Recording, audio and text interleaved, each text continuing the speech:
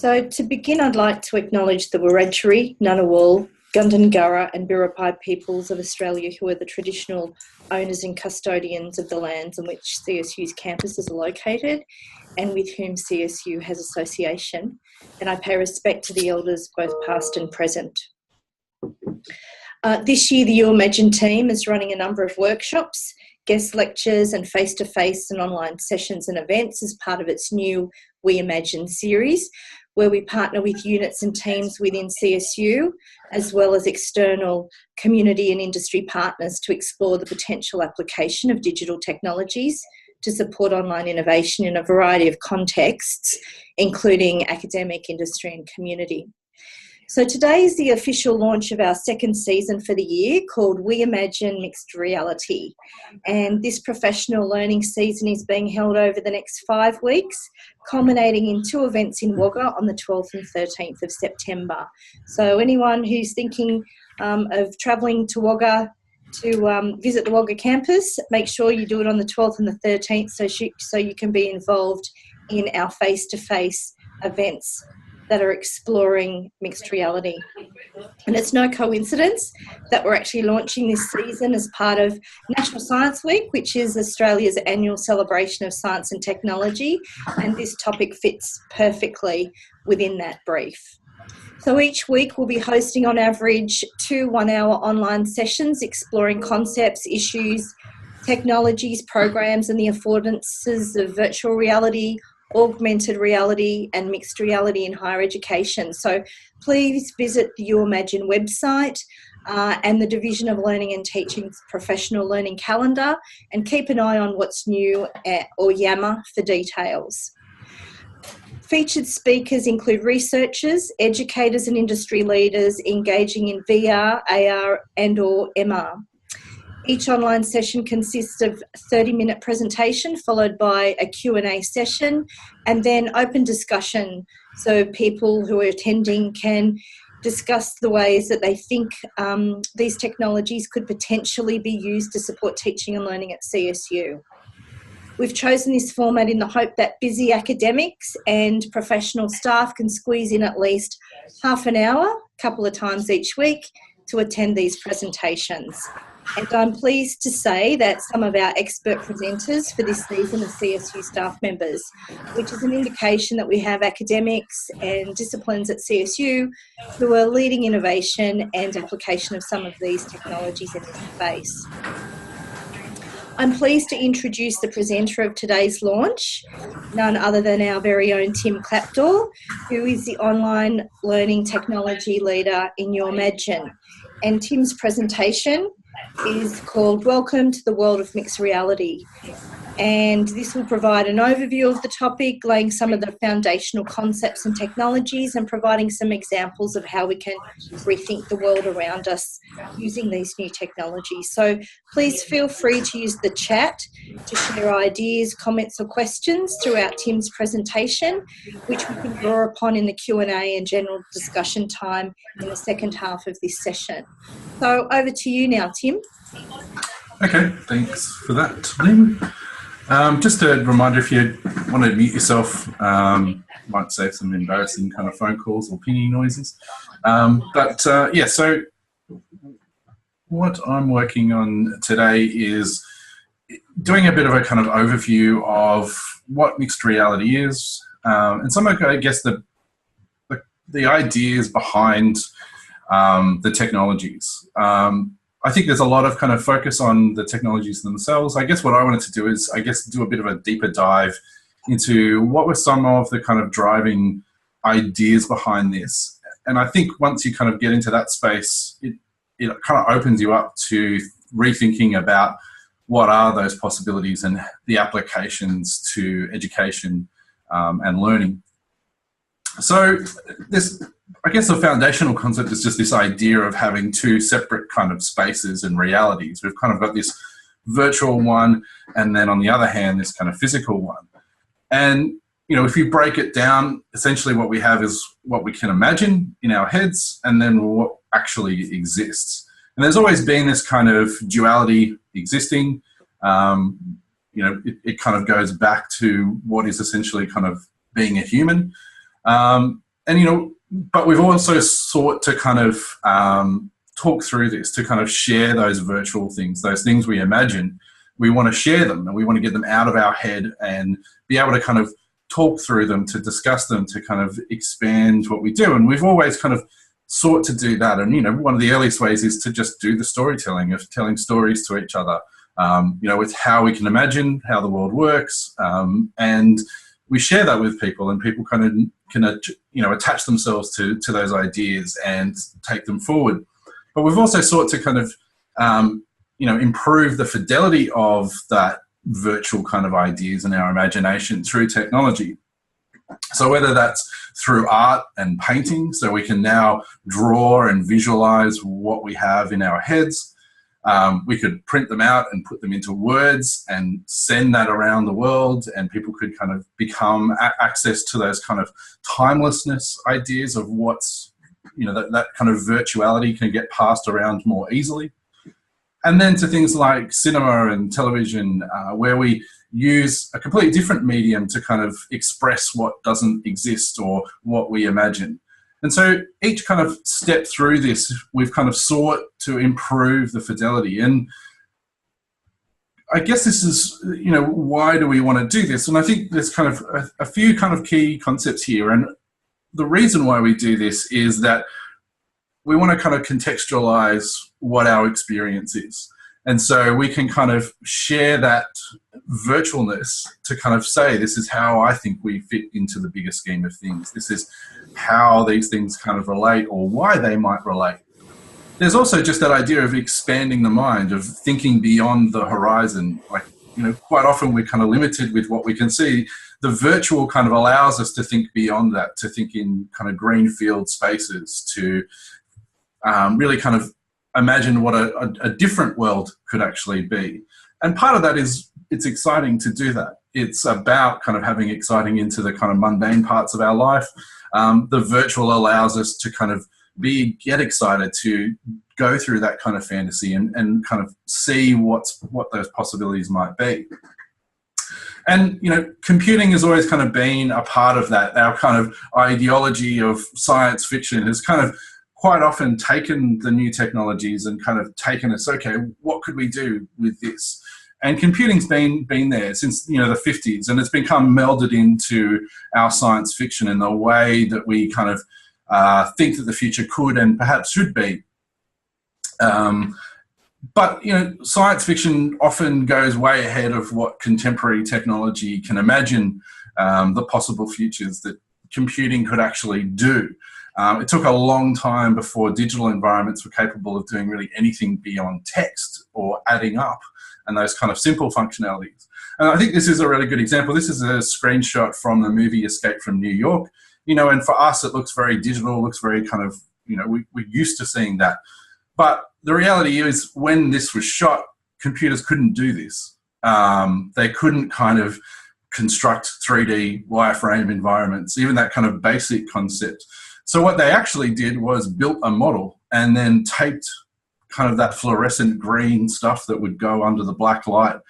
And I guess to me, that kind of shows that the technology has to kind of catch up, and we can keep imagining things, but slowly but surely, those little basic things become incorporated into the technology. And the science fiction has helped kind of push forward what we need to do, or what's possible.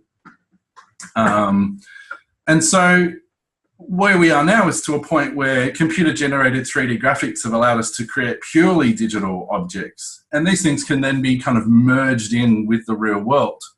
And at first, it wasn't really kind of possible to do this in a solely kind of digital means. We incorporated into the existing kind of analog thing. So this is probably one of the earliest and more famous kind of introductions of 3D graphics into movies, the Terminator 2, the liquid metal.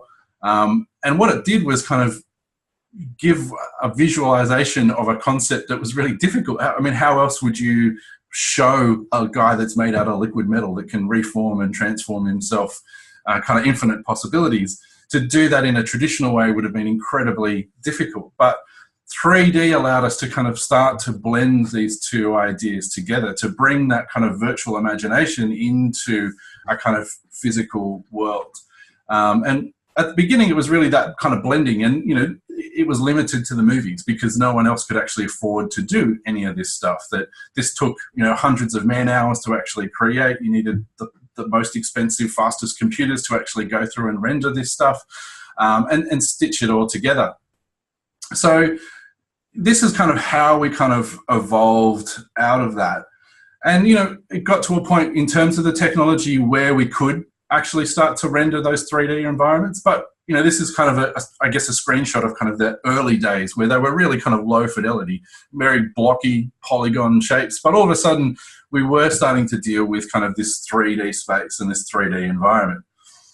But as processing power increased and we could add animation and eventually whole worlds could kind of be created. And today's 3D worlds are really ubiquitous across kind of gaming and in film.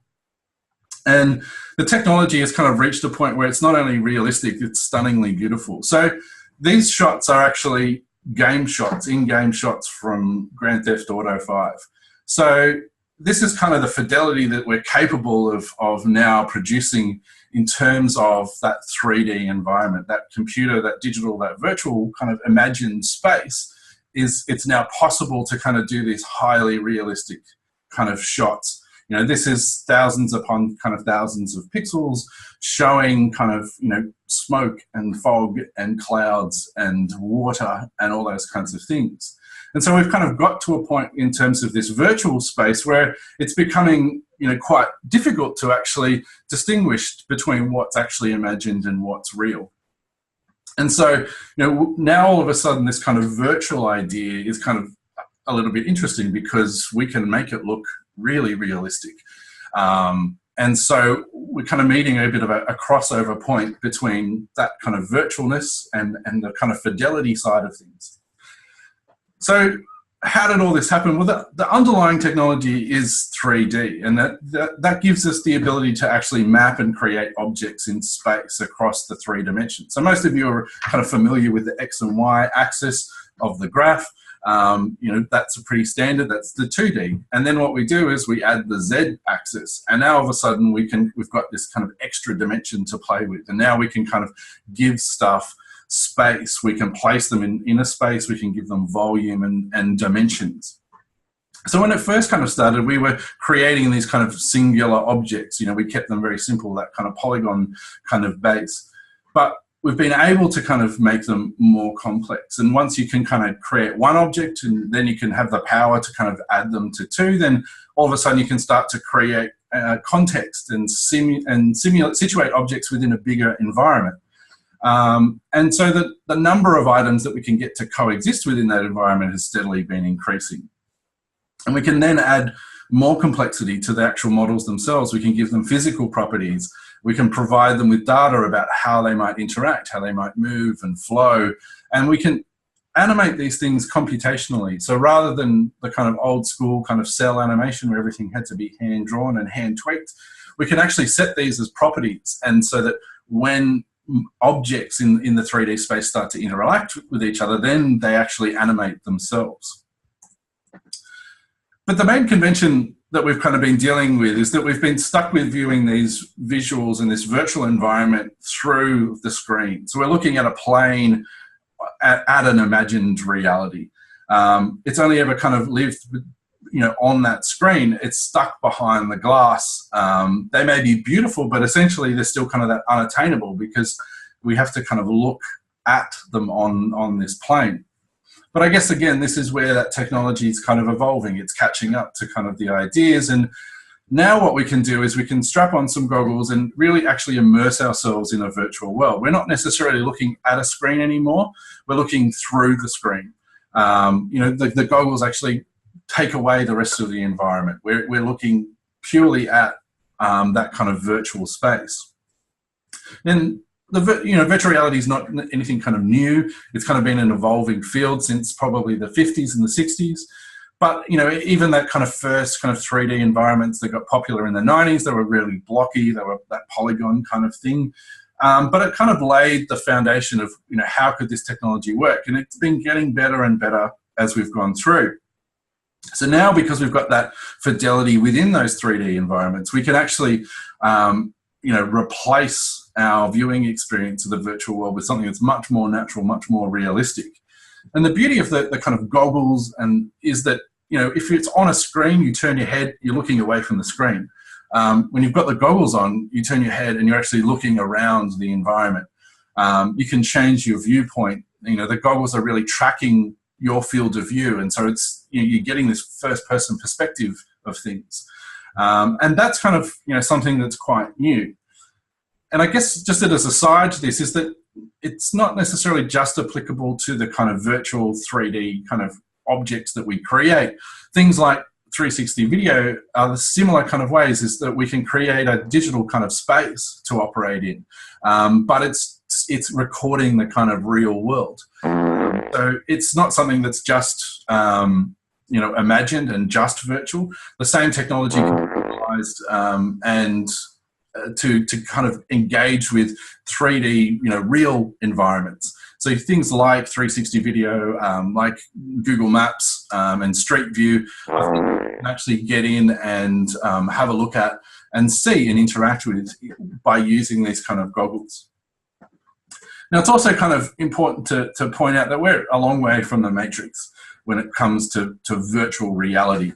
I mean, what we're talking about here is... It's an interesting one. What we're kind of looking at here is we're a long way from kind of getting in and doing anything beyond just the visual components. The interactions are kind of done with kind of hand controllers.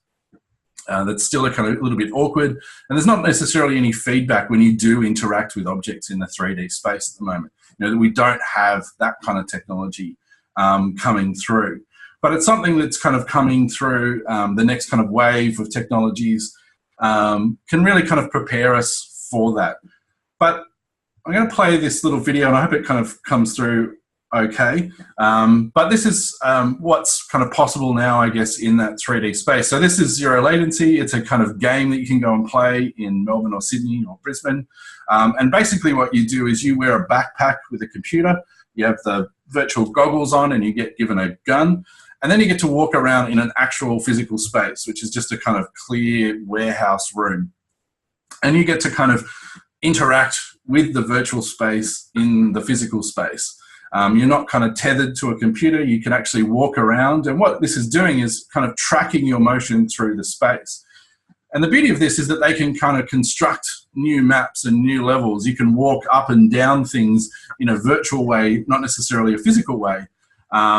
And so this is kind of, I guess, really exciting to think about, having this kind of technology to really immerse yourself in that kind of 3D and virtual space. But at the same time, strapping a set of goggles on isn't necessarily the most practical nor useful way of interacting with the kind of virtual. And so that's kind of where augmented reality comes in. At this point, what we're doing is kind of using our phone as a window to look at the virtual space. And the reason why this is possible is that mobile phones provide us with a digital object in a physical space. These things are packed with a whole range of sensors. There's gyroscopes, GPS, microphones, and cameras, which actually allow it to sense the world around us. And this allows us to kind of create a map of our physical space and then transform that into a 3D virtual environment. And this is where things get interesting, because once we've got the map of the physical environment, then the digital can get mixed in with it. And we can start to actually blend in and attach virtual objects into physical spaces. So AR has been around for quite some time. It's been around since most of the kind of smartphones kind of came onto the market. 2010, there were already people kind of playing around with this. But the big advances have been that it's now kind of baked into the operating system. Both Android and iOS now have this as a core component of the operating system, which means that it's supported at that kind of hardware level. It means it's more accurate and it's more supported on more devices. It becomes kind of like text messaging or the camera itself, your ability to actually engage with this kind of augmented reality. Now, to talk about augmented reality, I think there's kind of three kind of key kind of components around this, and three functions of augmented reality that are kind of really interesting to explore. So the first one is displaying the virtual. So this is being able to kind of put those virtual objects into a physical space. The next one is to look at how we can use the tracking of objects within the phone to overlay them with information, so bring in digital sources and extra information. And then this idea of kind of extending the physical. So you've got a physical object, but could you make it smarter? Could you do more stuff with that object? And you can do those kinds of things with augmented reality. So again, this is just a video. It might be a little bit kind of jumpy around, but what you're looking at here is what Apple kind of demoed back in June, the developers conference. This is coming out in the next kind of iOS update. But essentially what we have here is like an Angry Bird style game where you've got two players, they've got slingshots and they can knock down the blocks in the middle. And what we're seeing here is really interesting because they're all looking at the same thing. We've got three kind of iPads set up, the one that's actually doing the recording and the other two. And what we're all looking at is the same kind of virtual object. And you can see here that they're kind of knocking over the blocks. They're actually interacting with this together. This is kind of really interesting stuff that we're not just we're bringing in those kind of virtual ideas and putting this onto basically just a clear table. But all of a sudden now people can actually interact with those 3D virtual objects. You can all see it at the same time. You can all look at things, in situation. And there's been a whole kind of variety of apps that take advantage of this technology. There's anatomy apps, so you can kind of see here's a body or a hand on the table and then start to kind of peel back the layers and look at those kind of 3D models there. IKEA have, and other companies have actually got furniture apps that are building out the catalogue, so now that you can actually go through and place the chair in the room and see what it looks like before you go and buy it. There's some really interesting videos that I'll kind of link to, but using AR to actually hijack spaces. So there's a video of MoMA in New York where what they've done is use the objects in the room to kind of hijack the artworks and put new artworks in there via augmented reality. So all of a sudden this idea of displaying the virtual can really extend the purpose of a space. We can start to rethink what's possible within those physical worlds by adding stuff from the virtual space.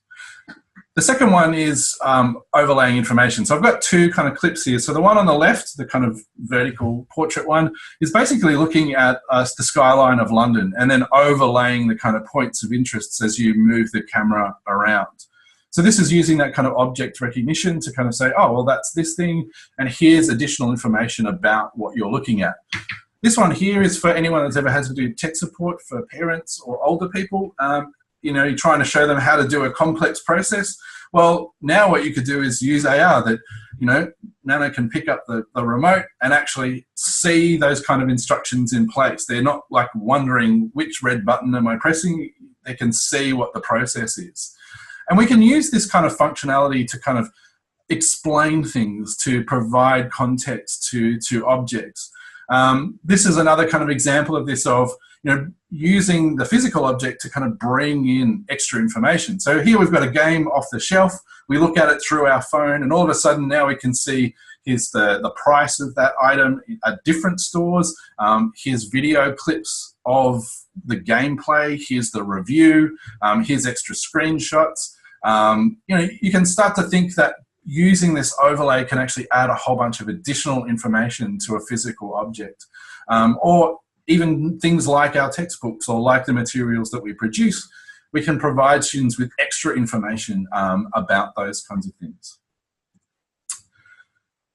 And then this one is looking at extending the kind of physical object. So on the left, what we've got is three pieces of paper. They've got different things printed on them, but what we using AR here is to actually, you recognize those objects and then overlay moving pictures and information about them on top of them.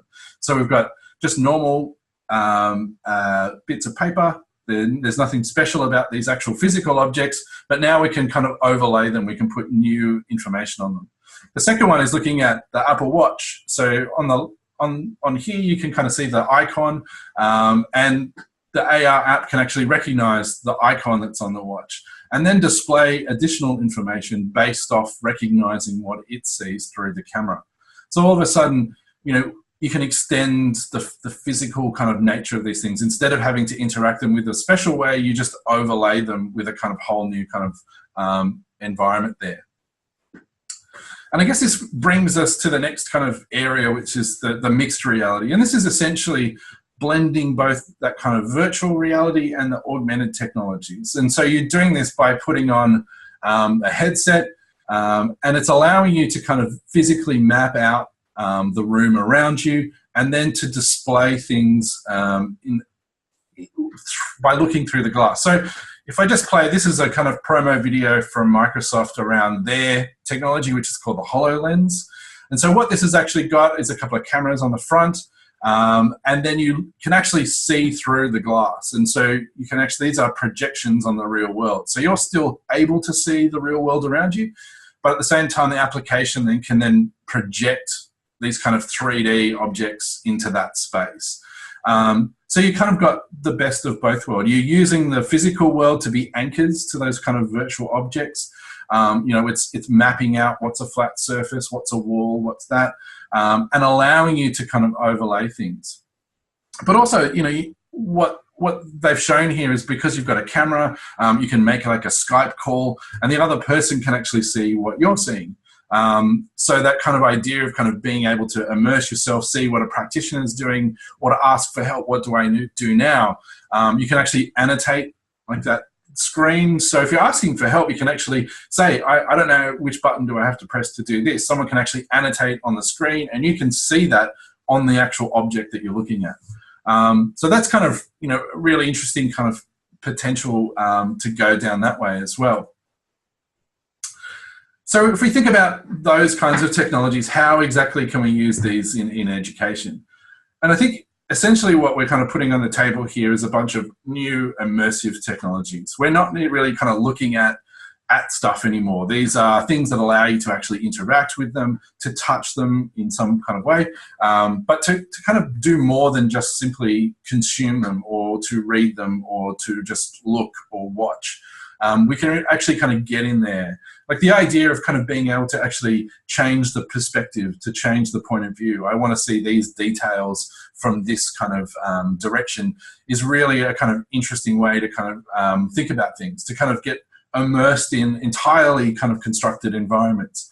And this has some really kind of interesting, ways of doing things, because at CSU we do kind of have this pride about educating for the practice of practice-based education being part of what we do at CSU. At the same time, we know that that's essentially really difficult to do because of the kind of constraints of sending students out into the real world. But being able to kind of engage with a virtual simulation of that real world, of those real situations, could be really empowering for students so that they're kind of geared up before they go out, and it's not necessarily having to learn everything on the job, but they can learn while they're on the job or beforehand. Particularly those kind of mixed reality and augmented reality is learning stuff while you're doing it, being able to kind of pull out a phone and see and get directions about these are the steps you need to do. Quite often what we do is when we teach for every possible eventuality, and then students out, and then they so kind of bombarded with information they probably forget half the stuff that they did, or they don't use a lot of that information. And that's partly because, coming back to this slide, is that idea about kind of contextualizing stuff, to be able to kind of share that information, to kind of provide context for information. It's not just here's every possible situation that could arise, here's specific information tailored to you in that specific environment with that context. At the same time, again, we can use it to expand the student experience. We can take them kind of beyond what's possible within the kind of physical and even the kind of practical sense of things. Sending students out to go and make mistakes in a virtual environment means that they don't do it in the real world. And that's kind of what's driven, the pilot simulations and flight simulations for the, past 20 or 30 years, that they've really kind of harnessed on that, because you don't want them making a mistake with a, couple of $1 million bit of aircraft. But I think, that's this idea of being able to kind of, expand what's possible, to make mistakes, to do those things in a virtual space where it's safe, is really kind of interesting. And then the other component is that this is probably much more exciting than reading a textbook. And so that ability to kind of engage with students, to kind of bring them in, to kind of excite them about the thing that they're doing, rather than it just be, here's a diagram, follow step 1, step 2, of being able to watch it, to see it, to kind of happen in real time, to be contextualized within the thing that you're actually doing. So, like the kind of remote control thing where here's step 1, here's step 2, here's step 3, having those objects in your hand and getting that kind of guidance through it, rather than reading the kind of step-by-step kind of instruction boxes and panels that are happening. So that's kind of, I guess, my little overview of what we kind of hope to be kind of covering from here. So this is really just the start of the season. And so it was really more just to give you some examples of what's possible, to introduce that kind of foundational ways of thinking.